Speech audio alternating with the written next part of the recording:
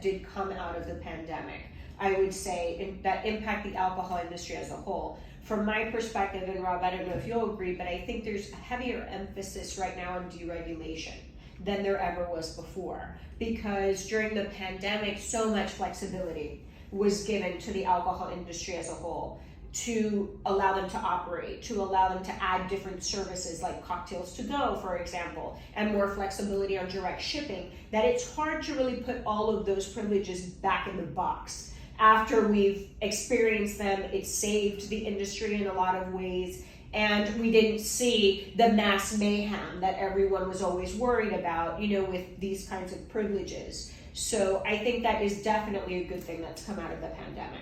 I agree with you completely. As I always say, you can't crack in the bottle, and when the restaurant industry in particular, which was really affected very seriously by the pandemic, it was kind of anything to survive. And you kind of had, regulators and regulatory agencies kind of, be as flexible as possible, so they could survive. And now, post-pandemic, the issues are, well, look, we really need to continue these privileges. And that's where you saw states starting to pass laws to allow cocktails to go and other issues and flexibilities that realistically need to stay. Because the restaurant industry, it's still recovering. We're still in a sense of recovery.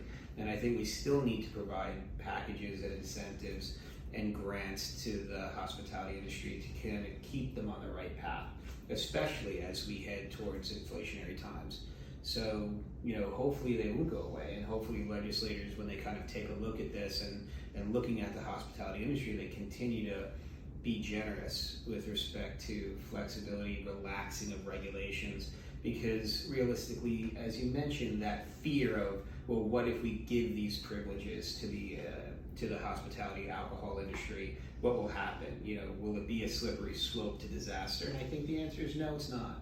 And I think if it's reasonable and responsible regulation, we should be able to do it, that the industry should continue to thrive based on this relaxation of regulation. And I think that the need for